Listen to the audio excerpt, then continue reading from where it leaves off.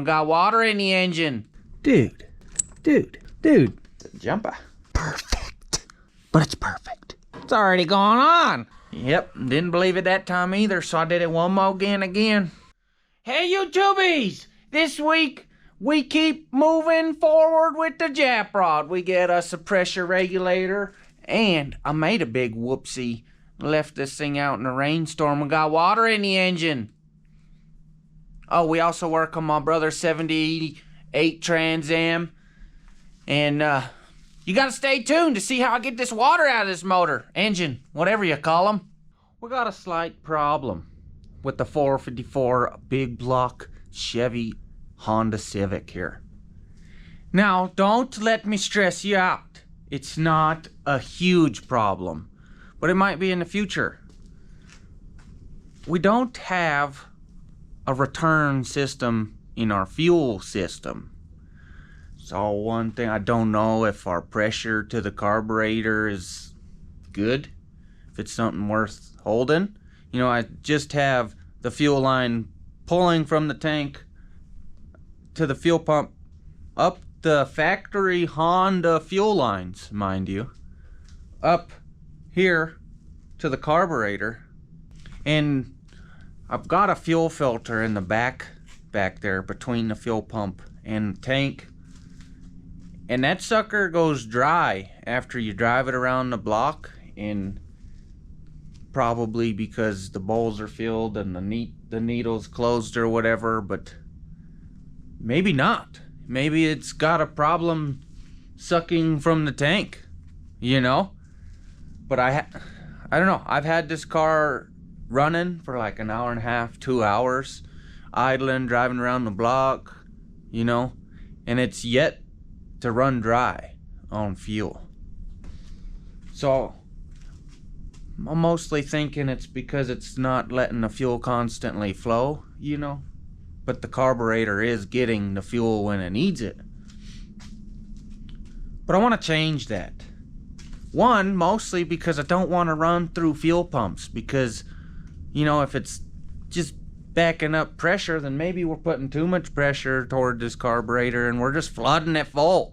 Probably not good. Or we're just gonna heat up the fuel pump, make the fuel pump hot, and then probably blow up. Not a good thing. Or we're gonna make fuel pumps die consistently. So if we just simply add a regulator, which I've done a lot of thinking on, mostly because all the little fittings you need to get them to work just how you need them. Here we are. This is what I'm thinking here. This will be the in. This is our in. Whoop, we'll take this hose straight into there. And then there's two outs. One obviously for our return, and then one to our carb. And then I put the pressure gauge on that side, so I know at least toward the carburetor we're getting the 6 to 7 psi that we need. Because right now we know nothing. And then the return, if you look in here, there's this little clip. This is the factory Honda return fuel line, and it runs across the back here and then to where this one comes from, because there's a little junction block, and then you can see those two hoses, those run all the way to the back. So it should be simple. Now the only thing is I didn't want to run rubber line, and well, that's a lie. Originally I was gonna take this plastic line out because of that connector and run a rubber line, but I did some thinking. That's already ran closely to where I need it. Can I buy a fitting that'll plug right into there and then allow me to put a hose from there to wherever I need it? So I did some digging, and on the Amazon, of course, I found it. Yep, the fitting. Now I had to go buy the little retaining clip separate, but that's not a big deal. I haven't even tested to see if this will work yet, but it's a 5/16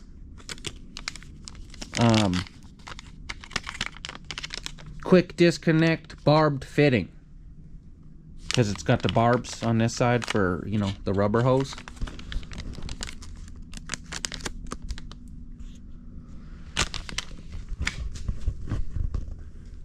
So, just like that, we should have a return system. And then all we have to do back here is poke a hole through our floor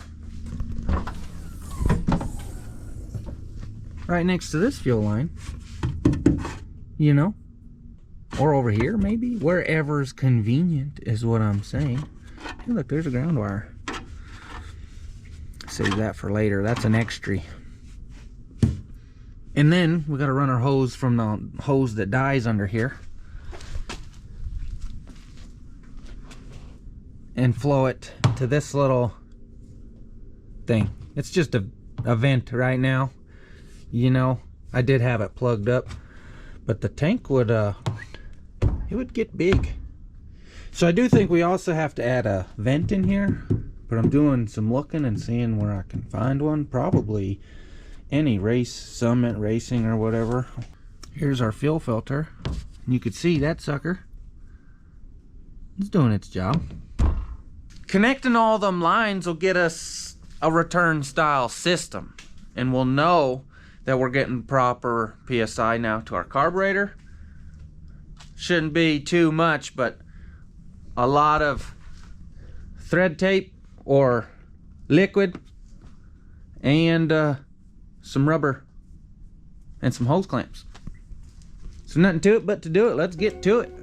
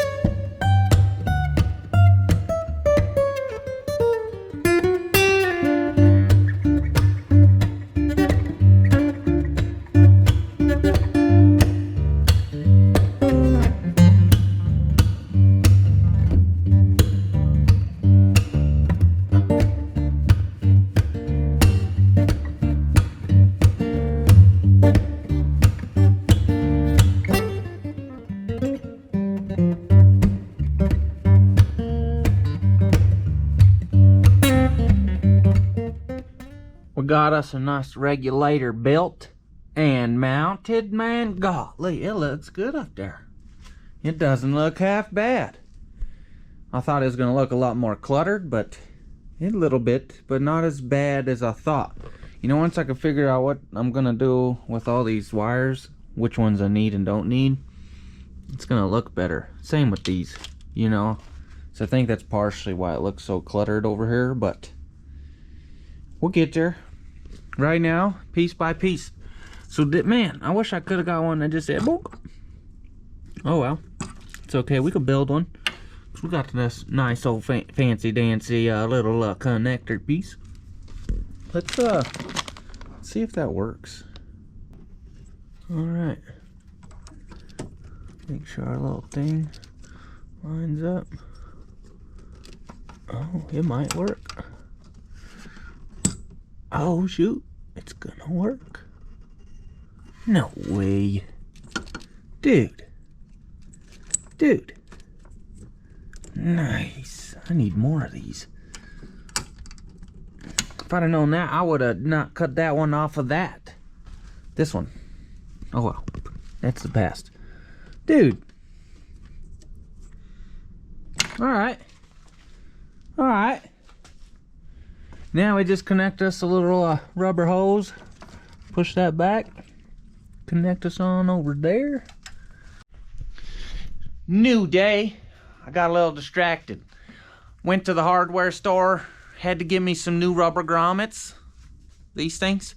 Because I have several of them, but I could not find any of them. And I searched everywhere. But with the mess we got going on in here, it's not necessarily easy to find. So I said, you know, just run, I'll go get some. By the time, you know, we got done with all that, it was about dinner time when we got back, and I just called it a day and hung out with the family. But I did get the engine side 90% wrapped up. This is what we got going on. I still didn't do the return line because I wanted to confirm and make sure the one I'm working on the other end is still good if I put air to it. You know, it's an easy hose clamp. Then we've got us into a filter, into the carb. I also said heck with it last night. I'll just call it an evening because all the thread sealant that is on this pressure regulator, the instruction says cures rapidly. Well, what's that mean? Is rapid an hour to you guys, or is rapid 5 minutes? You know, so I'll give you 24. That's what I said. But we're actually only going to give it like 18. Then last night I'm sitting on the couch and my brother hit me up. He's like, dude, let's go to the junkyard, get some parts for the TA. And I said, let's do it. Then he got up and looked out the window. And he said, no, it's too chilly. We'll do other stuff that we could do to the TA. And then he came over and I was like, well, I kind of got stuff in the way. Said being Japrod, we got to get the fuel lines finished. I also got to get an oil change done because a couple weekends ago I left it outside while it rained. It was dumb of me, but I did it. Now if you pull this dipstick and you look on the dipstick, there's milky spots.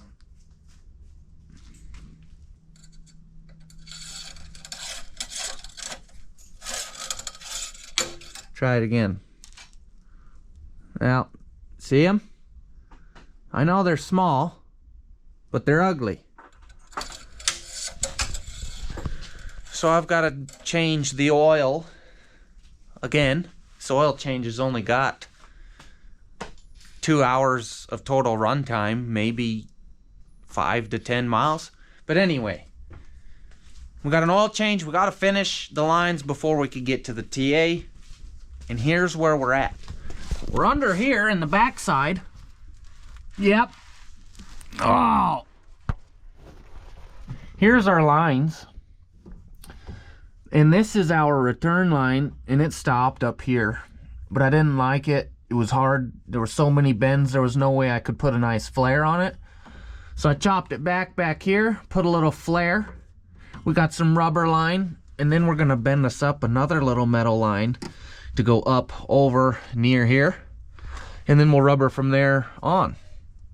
But we're in the bending of the metal processes. So for that, I've got some 5/16 metal. They call it brake line, but I'm gonna use it as fuel line. So we got us a little bender, and I'm gonna start off, we just need a little 90. Just a little one. Put her in the right size.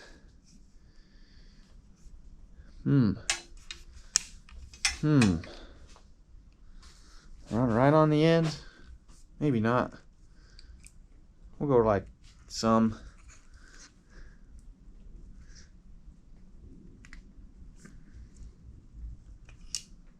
Right? Is that enough? Shoot, we'll give her a little more.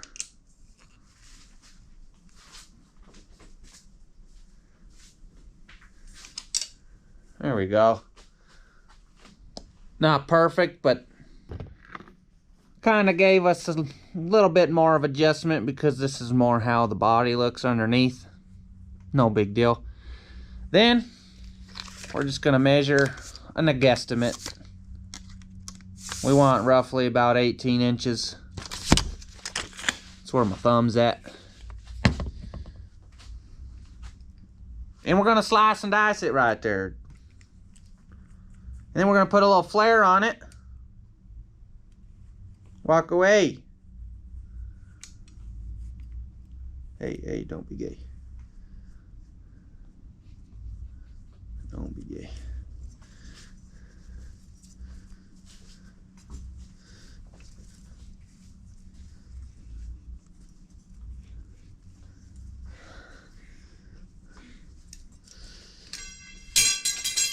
It's a jumper.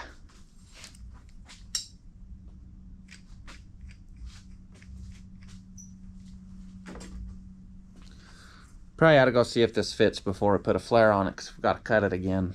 You know, we got us chopped up to length. Fits in there. Perfect. And then we also put a little wobbly flare on there. It's not perfect, But it's perfect. all right? So I figured it's out. It might be easier to get our rubber line connected while it's not like this, you know? Oh yeah, that's hard. I ain't doing it like that. Look at this. Look at that. Once you look at it, it's already going on. Okay. Okay. Alrighty, we got our piece through the floor. Last thing to do is take our hose right here and boom, hose clamp it. Let's go down here and see what we're working with. Alright, we're down and under. Not in the outback, you're right. We're in Colorado still. Anyway, here's our line. We got her to our rubber. We did a little zip tying. Back to rubber. And it comes up in there and it pokes through the floor right there. And once it comes through the floor, you can see it back here. It's hard to see in the dark. And then comes up, wham bam, thank you ma'am. Cody got us hooked up. Now the next thing we gotta do is poke an eyeball in there with some light and see if we got flow through there.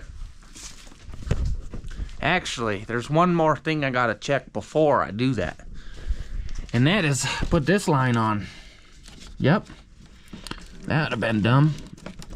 So we'll hook this line up. Ugh. Tighten up this hose clamp.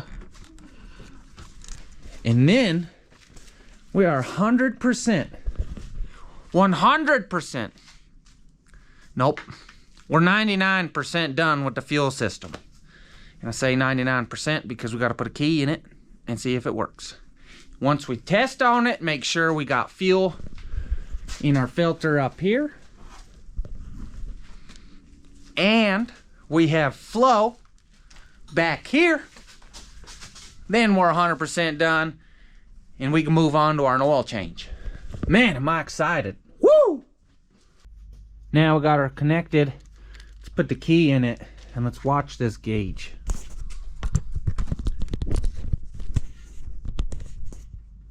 Does it do what it's supposed to do? Battery hooked up to these things. I hear a pump. Nothing? Not yet.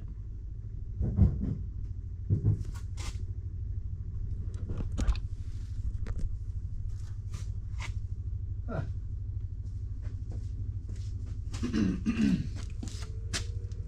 Well, let's see what that Allen do. Wrong size.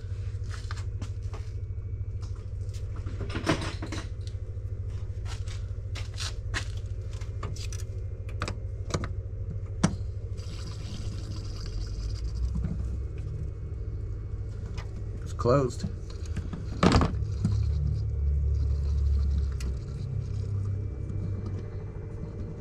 That's closed. This is opening.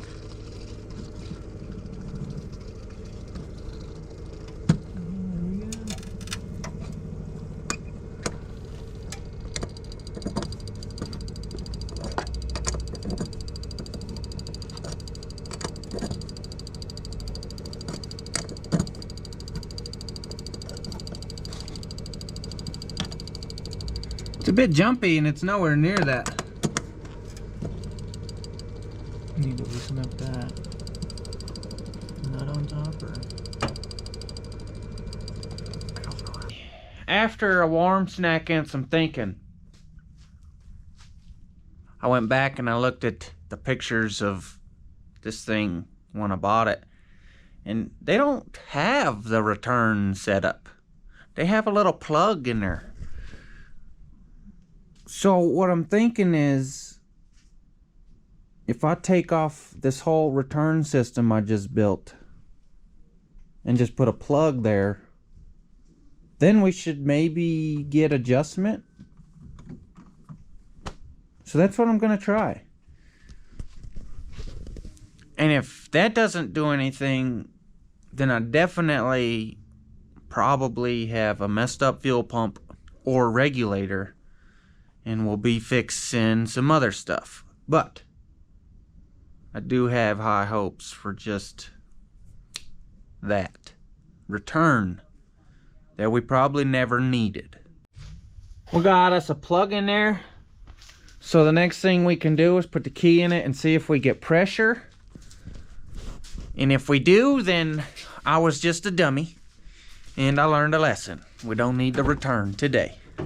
Maybe if we ever put an LS in here, we'll be set to go. So, key, it's on.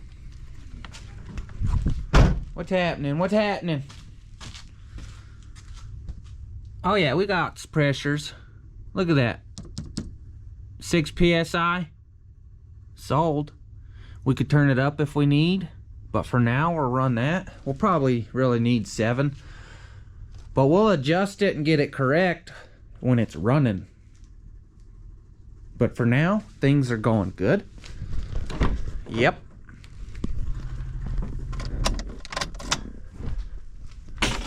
So, since that's working properly, the next thing a guy can do is put the nice wheels back on it, because it does need a bath. And I'm not intending on doing burnouts anytime soon. But I do intend on driving this some more, because I need to get miles on its belt. And to make me feel more comfortable is putting better tires on there that are not dry rotted and meant for burnouts. So we're gonna swap those right quick. You know, 5 lugs aside. Shouldn't be too hard. You know the drill. Man, I'll tell you what, this thing looks so good with these 20s all the way around. Don't get me wrong. I love the way it looks with the Steelies when they're all on it. But with the 2 up front and the 2 in the back, kind of makes it look a little silly. But I just love when it's got a matching set of wheels. It just looks so good. Look at this thing. Golly. I just love the fatties on the back, man. Look just how much they stick out. I love it. I love it. Oh my goodness. We got the jack stands, the ramps underneath the front, because you know it. It's oil change time. Yep. So I've been watching this drip and drip and drip. And it looks like we have an oil drip and then a water drip. It definitely looks like when, you know, because it's been 10 minutes or so after it stopped running. And it's still dripping, but definitely looks. One is lighter than the others. And how do you get 2 different colored drips without one being oil, one being water, right? I don't know. Don't know. I really wish I had a bunch of old oil lying around that I could just throw in there and let it rinse out. And I got a bunch of jugs over here. Bunch of them. There's two. Where's two? There's some behind the tires. There's a bunch of them. The only bummer is some of them got some crazy mixtures in there that I'm not putting in there anyway. And I'm not willing to take that gamble. So, I'm just gonna let it drip. Drip. And drip. Probably all night. Maybe for the next week. We'll see. And then we'll try putting oil in it, firing it up, and watching it over the next couple miles and stuff. Probably have to do another oil change within the next 5 to 10 miles to make sure we get all that water out of there. What you gonna do? You know, what you gonna do? So we're gonna move on, transfer some energy onto this Trans Am here. Mostly the pressure regulator. Similar like we did here. Probably mo better though.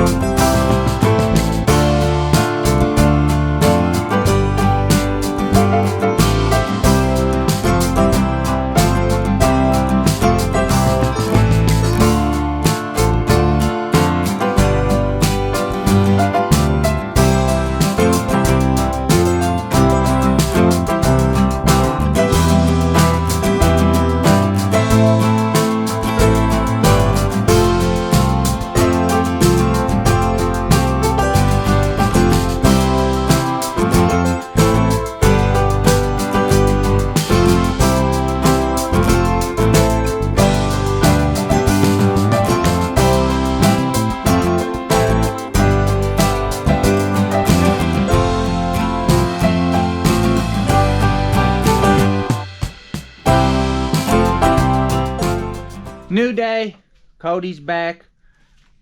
We kind of had to shut down because we didn't have a torque wrench to actually tighten down the intake properly. So we just hand tightened it and waited for today. Cody picked up a torque wrench last night. That's what he's working on right now. The fuel pressure regulator is complete, minus the part that goes from the regulator to the fuel rails. Man, it's looking good. I did learn yesterday one thing we're gonna have to do is extend our alternator wires right here, so the these two clips for our throttle body will reach. Not the biggest deal. And I could extend these two, but then we're extending 2 plus 4 wires. Or is that 3? That's 3 and 4 wires. I don't want to do that, so 2 wires is better than 6 wires, 7 wires. Can I do math today? No. We're gonna move on there. Pour Jap rod. I'll just let it drain and drip all night. And then this morning, I said I'm gonna pour a little bit in there and I'm gonna watch it come out. And man, it still had a little milky streak in it. So I poured like a half a quart strong in there and let it drain, come back another 20-30 minutes, put another half quart in there. Well, I've done that enough times that I've put over 2 quarts, probably 2 1/4 quarts in it now. And I'm still getting a little streak. So I got about 1 quart left before I actually need the rest of the oil to actually put in there. So hopefully within the next quart we quit getting ugly stuff out of the bottom of the pan, and we'll be driving that this afternoon because we got a test on our fuel pressure regulator. We got those bolts torqued down. They're right. I also dumped a bunch of oil in here. I also put a new filter and plugged it. I did video the last little half quart I poured out. It didn't show as much that I'd thought, but check it out real quick. Dude, right on it. And what I do with the lid?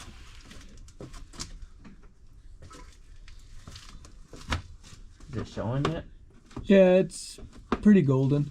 Still golden. Looks like there might be a little stream on that backside, like you were saying, but oh. It looks a lot better than it was. There it Oh, goes. there you go.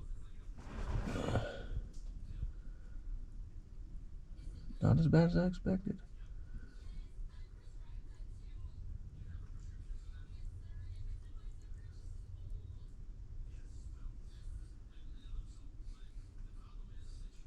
Dang. It's a pretty good streak in there still. Mm-hmm. I'm gonna have to find a new band. She's gonna be full after this.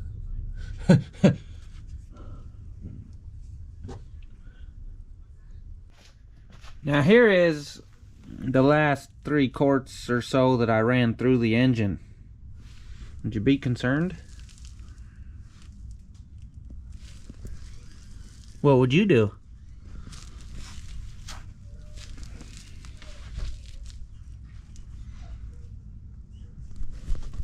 Tell you what I'm gonna do.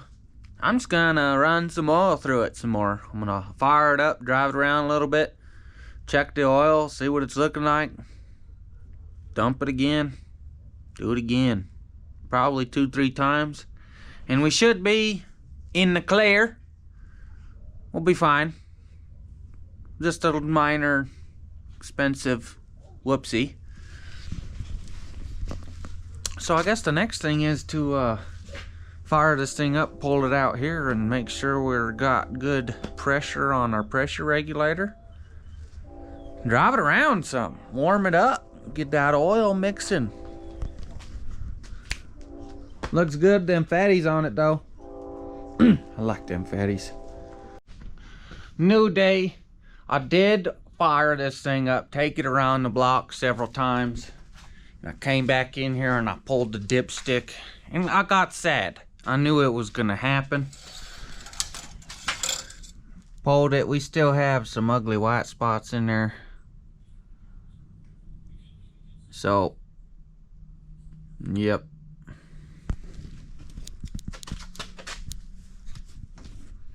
You can just see the ugly whiteness. So I got sad, and I didn't have oil, so I just ran to the parts store, got some more oil. I'm gonna drain this oil again, dump some more oil in it, drive it around the block again, and check it again, see what it looks like. And if it needs it again, we're gonna do it a 3rd time. And hopefully that 3rd time is enough.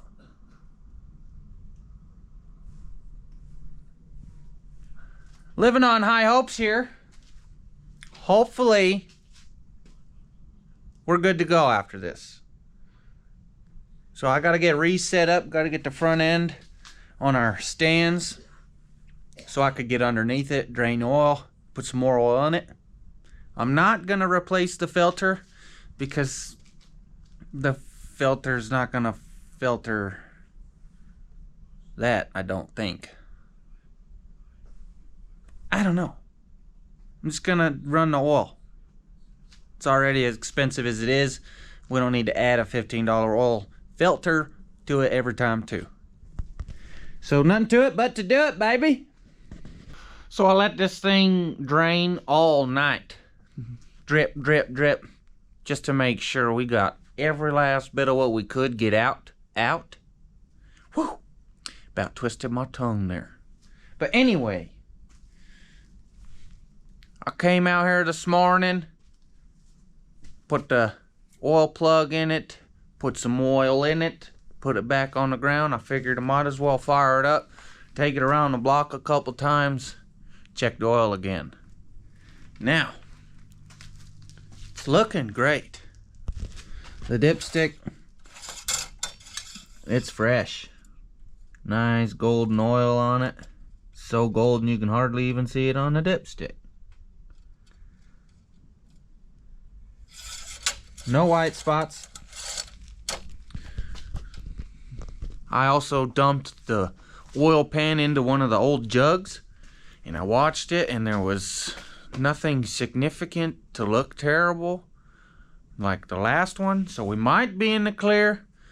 But I also picked up a can of seafoam because I was talking to a buddy, and he's like, dude, they gotta make things for that. And one thing led to another. I found seafoam. So I'm gonna run it without seafoam first, see what it looks like, you know, and then I'll probably run it with some seafoam for a little bit if it looks bad. If it doesn't, I might think about using it or not. But I got it just in case. You know, it's also good for fuel systems and other silly stuff like that. So we might just use it. But the plan, fire this thing up, drive it around a little bit for right now. Got the car out here running. It's only been 2 minutes or so, but it's definitely enough time to have seen if we got any mixture. So far I am not seeing anything. All golden oil. Nice.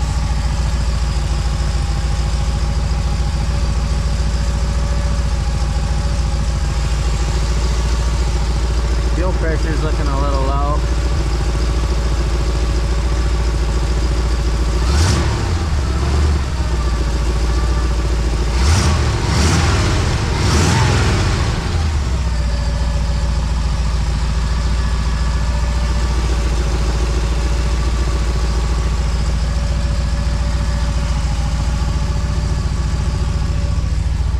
Alternator's working.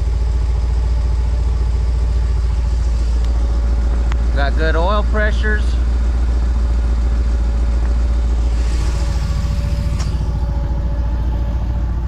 Just gonna let this thing warm up some, and then I'm gonna go cruise it. Came back from a little cruisy. Let's check our dipstick. Oh man, moment of truth. What do we got? Oh, we got white stuff. Oh no. Oh no. Looks like we're gonna try some seafoam. Now, with all that being said, trying this and trying that, I could be just chasing my own tail and we just have a very small head gasket issue, which is very possible. Because why else would a truck with 130,000 miles, a good engine, end up in a junkyard in the first place, right?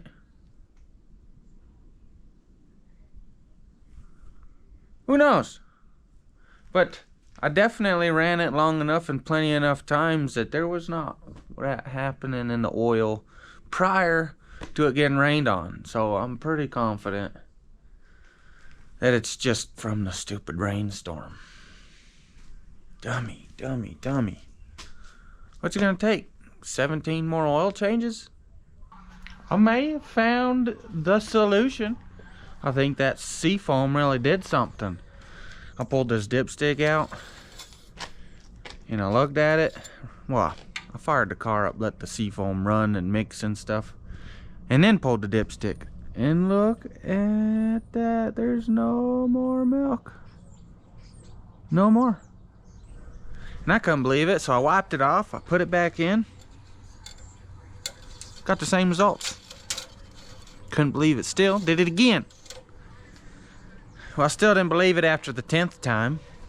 So I fired the car back up, and I said maybe I mixed it out of there or something. Let it run for another 5-10 minutes, revved it a couple times. Pulled the dipstick back out. By golly, same results. So I didn't believe it again. I did it one more again. Yep, didn't believe it that time either, so I did it one more again. I got the same results. So I think that seafoam actually took the moisture right out of there. Now I'm just gonna leave the seafoam in that oil and let it run a couple times, take it around the block several times, maybe put 100 miles or so on it, and then do an oil change again. And we'll hopefully keep our fingers crossed that I was just dumb and left it out in the rain. So if you want to make sure that we don't have a head gasket problem or anything else, or see if that seafoam actually does what it's supposed to and the next oil change is perfect, you guys are gonna have to subscribe. Stay tuned on the channel because we're running out of time this week. I appreciate you guys for watching a ton as usual, so please come back for the next video. Please comment, like, and subscribe as well. Thank you, laters.